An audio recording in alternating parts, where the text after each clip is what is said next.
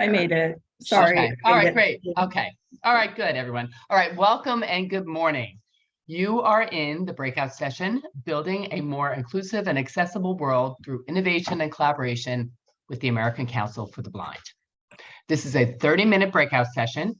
My name is Jackie Delatorre, and I'm with the Sigh Tech Global team. Just want to go over a few things before we start. This session is being recorded and will be available on demand on our Sigh Tech Global site in a day or two. Questions will be taken at the end. Please use the Q&A box or the raise my hand feature. To raise your hand, if you're on a Mac, it's Options plus Y. If you're on Windows, it's the Alt key plus Y. To unmute yourself on a Mac, it's Command Shift plus A. And on Windows, it's the Alt key plus A. So now I would like to turn it over to Clark Rockfall. He's the Director of Advocacy and Government Affairs with ACB. Over to you, Clark. All right, thank you so much. And thank you for including the American Council of the Blind in another year of Sigh Tech Global. My role during this conversation will be in support of our Executive Director, Eric Bridges, who I'd like to introduce at this time so that Eric can kick off the conversation and introduce our panel. Thank you, Clark. Yes, I am Eric Bridges. I'm the Executive Director of ACB, and I'm delighted to be here to be part of a really interesting and lively discussion that surrounds technology and our ability as individuals who are blind or visually impaired to independently navigate the world around us. And today we have three panelists to talk with us about this technology and the various aspects of it.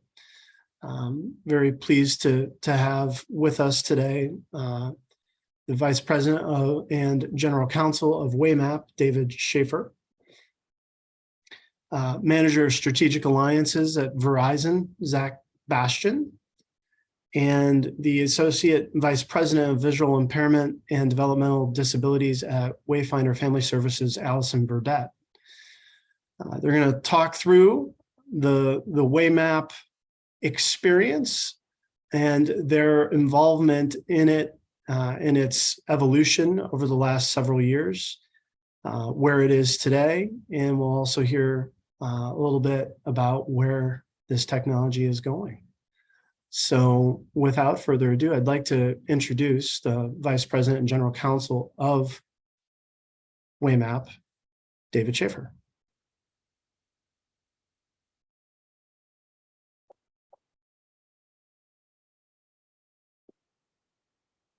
Do we have David? David's talking, but you're on mute, David. Now you're unmuted. You hear me now? Yes. Okay. Good afternoon. I'm pleased to be here. I'm here on behalf of our CEO, Tom Pei, who had a death in the family. But I've been experimenting with this and testing this technology for some time, so I'm very familiar with it. Way Map has various sites around the world where it has enabled step-by-step navigation for the blind. I'll explain a bit about what I mean about that. But it's interesting that the technology that Way Map's using was developed from DARPA when they were trying to measure whether buildings that they were testing for in Iran for nuclear power development with the international inspectors made sure that they tracked every corner and inch of that building through our technology. And we taken that a long way. Tom and I both experienced, I used to be the ADA officer at DC Metro, WMATA. And at the time this was back in 2013, we were both experimenting with the use of Bluetooth beacons. and we didn't even know each other at the time. And then we both determined pretty much at the same time that Bluetooth beacons were too labor intensive and did not have reliable enough signal to provide a distance between point A and point B. So what I did at Ramada was I issued an RFP, and Way Map responded saying, we don't need beacons, we don't need cell service, we don't even need GPS. We can do this totally within the technology available on an iPhone or an Android phone, and keep step-by-step navigation within 1 meter accuracy. So basically what I mean by step-by-step navigation, and we didn't have time to show a video here, but was basically that you walk out your front door to the sidewalk and you want to go to your bus stop. It will take you step by step there. And when you get to the bus stop, it'll tell you what time the bus is coming that you're looking for, and tell you when it's arrived, so that you can get on and go on to your destination. And say, like in DC, that's a train station. It'll guide you into the train station by saying things like take 4 steps forward, turn 90 degrees, turn 5 steps leftwards, and you're at the escalator. The down escalator is on your right, the up is on your left. And you go down, and then it guides you further onto whatever track or car that you're seeking to get on to your destination, takes you out of this train station, and you can walk to your place of work or wherever you were going ultimately, all within one journey. We call them journeys. So right now we've implemented this in about 20 metro stations in DC and all the bus lines.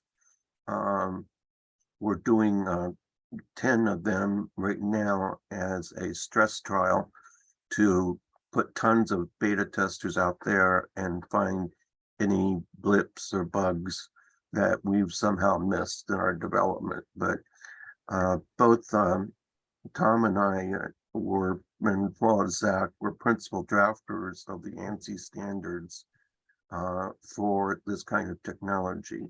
So we will meet the standards that we've set for ourselves, and they're very detailed. And they will allow this type of navigation. And so the market for us is not just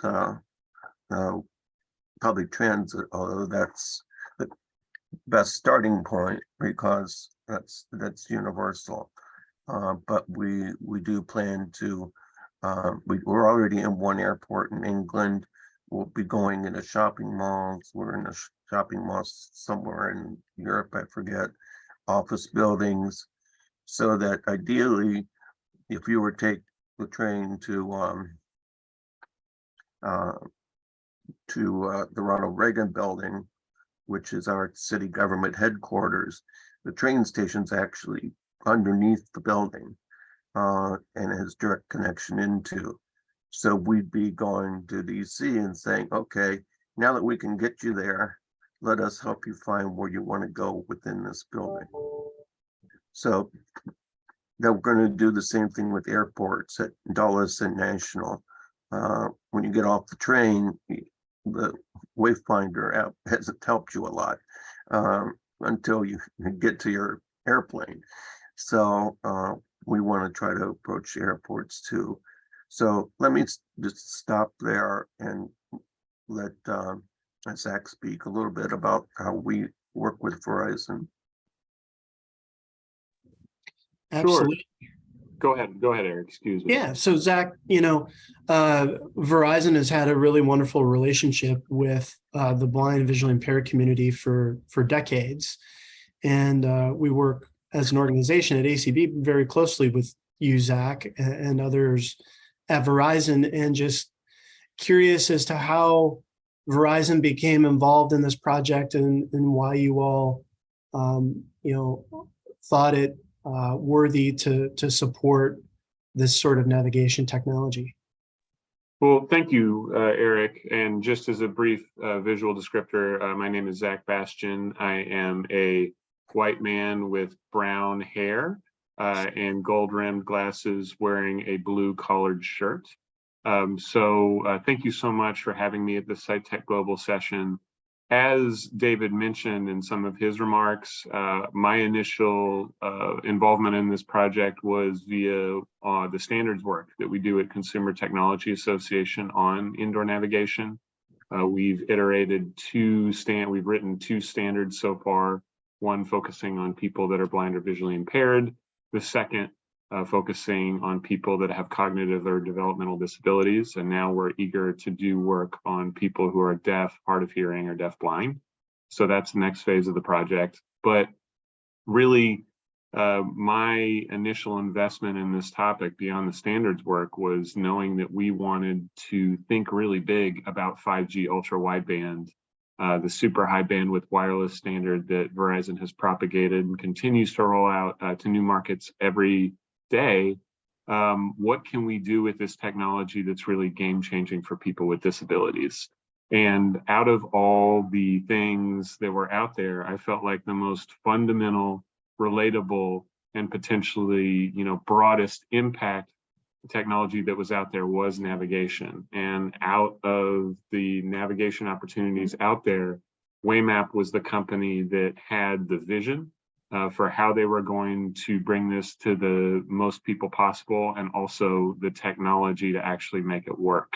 So with the help of Loyola Marymount University, which provided us a venue to do these tests in Los Angeles, California, in an environment that really replicates the kind of standard that Way Map wants to achieve of service, where you're looking at a busy university campus, a hospital, an office building, a high traffic area where people are navigating every day. And how can we create a system that will put support in place so blind people can access that system just as easily as anybody else? And to us, this speaks to not only us trying to think very ambitiously about what we can do with our technology, but also just helping blind people with any disability attain the same educational, professional, and personal outcomes that everyone aspires to. This is about people being able to live their own lives and make their own choices and achieve for themselves. So that's what Way Map does. That's why Verizon has been so excited to support this project and other companies like it through our Verizon Forward for Good Disability Innovation Accelerator. And why, we're just so grateful to have partners like ACB, which was really instrumental in putting this in place, and then Wayfinder Family Services as the local partner in Southern California that gave us the expert orientation and mobility coordinators and paid volunteers that could come out and use the system. Excellent. And with that, Allison, why don't we hand it off to you to discuss your role in piloting and testing. Sure, thank you. Again, I'm Allison Burdett from Wayfinder Family Services, and we're very glad to be part of the project and part of this panel. We're formerly Junior Blind of America. We changed our name in 2018 and have been providing services in California for the blind and visually impaired since 1953. And I think this is just a really important project. We have had orientation and mobility specialists on our staff since as early as maybe 1970. And when Way Map and Verizon reached out and said that they needed travelers to participate in their trial, I said, this is perfect. We specialize in providing residential vocational rehabilitation and training for both transition age youth and adults with visual impairments and blindness. So we have at any given time in our Los Angeles campus around 20 adults training in orientation and mobility, living skills, assistive technology, Braille, financial management. So we explained the project to them, and they were so excited to participate because, again, it's a very universally designed software. it seemed to be very user-centric in the design. And of course, Loyola Marymount was practically in our backyard. So our orientation and mobility specialists coordinated to bring our participants over there. And I just think it's a really important example of community-based organizations partnering with private companies, with consumers, to make sure that everyone's on the leading edge of new technologies as they come out, on the front edge, and not trying to play catch up after the fact. And the participants were really excited to give feedback to the Way Map staff during the trial, which I think was one of the important things they were looking for. And I know another goal of the project is to eventually have a curriculum out for orientation and mobility specialists. So our specialists were looking at the instructions that were being given to the participants and thinking about how they would integrate that into lessons. Right now we use a variety of GPS, but this, the technology through Way Map is just so far and away different and significant in its design. So we're just really excited to be a part of it. We hope to continue being a part of it. We want to make sure that staff coming out of training centers like Wayfinder, new O&Ms coming out of the university systems are all hearing about these wonderful advances and get to see it and try it on the front end so that they're ready to integrate it into their training with consumers as soon as they can. And we do partner with Cal State Los Angeles and San Francisco State University as the two teacher preparation programs in California. They both send their interns to Wayfinder Family Services to train. So we're excited to integrate that in the future as well. Thank you. Outstanding. Why don't we move into the Q&A portion here with the panelists. We'll start with Zach. David, indicated quite rightly so that this technology is already here. It's being utilized and actively tested. You had mentioned in your opening, Zach, about 5G ultra wideband, and wondering if you could elaborate a little bit about what that can portend for access tools like Way Map and other potential things coming down the road in the future, how that may be able to assist in evolution and cutting down latency and other things like that. Great question, Eric. Thank you. So this is Zach speaking. I think what I want to emphasize at the outset is that Way Map works now with the networks that exist, and a lot of these technologies work now. And that's what I want the audience to understand more than anything, is that we see 5G ultra wideband as a value add, and things that will do things that I'll explore a little more in terms of like performance of the service. But we did this trial at the Loyola Marymount University campus without ultra wideband, and we saw really good performance on the app. So even if you're not in an area where ultra wideband is, Way Map is something that could work for you. It's just a matter of whether that area is mapped currently. And Way Map, has really big plans on the number of places that they want to go. When we think about what ultra wideband can do, though, some of the things that we've thought about specifically just starting off as the launch point of Way Map is getting that with the improved bandwidth and latency that you mentioned, Eric, getting the location down even more accurately, having a really hyper-focused second-to-second user location to improve the performance of the service even more. But one of the things that Way Map has thought about too is because one of the real value adds for us with ultra wideband is trying to virtualize things on the network. So that's a complicated way of saying that a computation or performance that's currently being done on your phone, pushing that to the network layer, so you're having less that's happening on the phone and more that's happening on the network. And what that could do over the long term is just make the device that Way Map would run on, for example, a lot cheaper, because you're not having to have a $600 to $1,000 phone that's performing the kind of calculations that Way Map does to track your location so it can route you. That's being done on the network itself. But broader than that, ultra wideband, we had the Verizon Forward for Good Disability Innovation Accelerator that I mentioned earlier, and that was a cohort of companies that had two key characteristics. Number one, they were doing apps or services that were serving people with disabilities, led by people with disabilities involved in the process. And number two, they had a specific hook for 5G. There was something about their product that could benefit from next generation networks. And, you know, there's way too many projects coming out of that to talk about. But what I want to get across there is Verizon has really invested, not in taking equity in these companies, mind you, providing non-dilutive funding, but making that kind of investment and giving those companies months to explore 5G technology, get the business mentorship they need to see their products, as well as they're working right now, what could 5G ultra wideband do for them? So that's something we're really invested in exploring. Outstanding. David, to you, you know, this arena and just technology by its just very nature is always evolving and changing. You know, where do you see Way Map going next, and how do you feel it will be able to evolve as new technologies come online? Well, we have extensive plans as to expanding the service.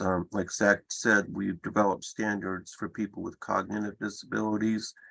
And as soon as we finish this project at Metro and DC, we're going to be moving towards writing that app, which essentially works for that disabled population by using pictures and images, but also has a lot of the existing wayfinding features that we do for the blind and visually impaired.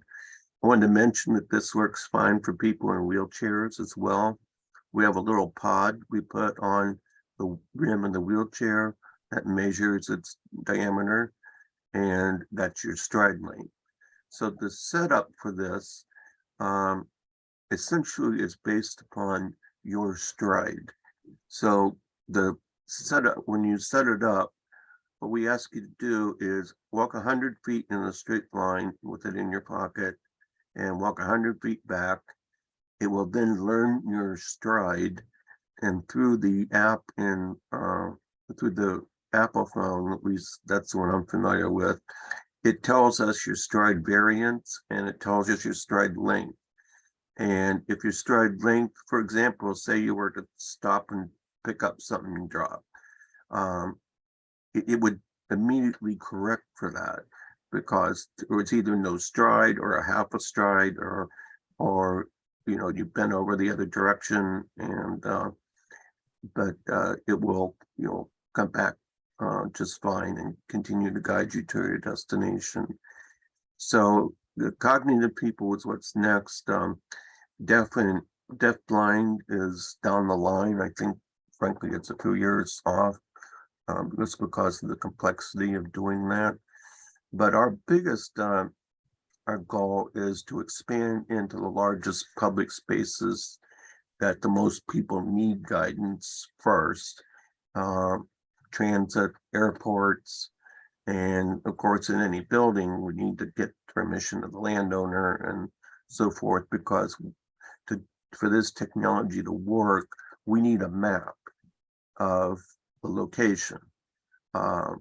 Unfortunately, it was relatively easy with Metro because they have architectural drawings and they've already built the stations. The same should exist in any other major building. We then kind of feed those maps into the computer, and with all the other technology working, calculate a path for you from your point A to point B. And if you get off track, for example, you're walking down the street and none of us, I'm legally blind myself, and so it's Tom Paid, by the way. None of us walk in a straight line. We all know that. So if you get more than 10 degrees off a straight line, it tells you you're 10 degrees off to the left, move 10 degrees to the right, or vice versa. so that it keeps you always walking in a straight line, so that if you take 4 steps in a circle, it's not gonna get hung up with that problem, because it's looking for the straight line to the next stop on the journey that we program. All right. Thank you, David. And last question from me, Allison, just wondering, in working with a technology company like Way Map and a large corporate partner like Verizon, what advice would you have for other community-based organizations that, are getting in or having outreach done from, technology companies to do testing and other activities? Thank you. That is a great question. And, I can speak for Wayfinder Family Services. We do see it as a priority to get and stay involved in projects like this, in research, in pilots, for various reasons. But it's so important to help enable this type of technology to progress as fast as the developers, are aiming to. And in order to do that, they need participants. But, we think it's important to be symbolically supportive of, the advancements that we're looking for our field. And, quite practically, it gives organizations kind of an early seat, an early preview of what's coming. So that's a huge benefit to the organization. You can know what kind of training and tools that you'll be able to bring to your consumers, maybe first, which is great, early access. But it takes time, and it takes building buy-in with the consumers. It takes somebody's time to coordinate, externally, to collaborate, to design the logistics. But it's a priority of Wayfinder, and I would encourage anybody, when these companies reach out, to make it a priority, find the time, find the resources to do it, because the benefits are tremendous. And to encourage partners that may not be working on accessible design, that quite practically, the user base for people with disabilities just in California alone is tremendous. So universal design helps everybody. And again, we'll always pick up the phone when David or Zach call to do another pilot. Thank you. All right. Did you hear that, guys? Anyway. Yeah, it was a great experience for us. I can't say enough about how many good partners we had in this situation. I'd be remiss if I didn't mention the Honorable Tony Coelho, who was just such a great supporter for this project as well. So we're very lucky to have partners like ACB. ACB was who recommended Wayfinder Family Services in the first place, and working with Allison. So we rely on our community with everything that we do. Okay, well, we want to thank you all for participating. Eric and Clark, thank you for hosting this, and thank you to all our panelists. Just as a reminder, this session has been recorded and will be up on our SciTech Global website probably by end of day tomorrow. So thank you all again. Thanks, everybody. Thank you. Thank you. Appreciate it. Thank you. Zachary Bastian has left the meeting. Alt F4. Leave webinar button. David. Thank you.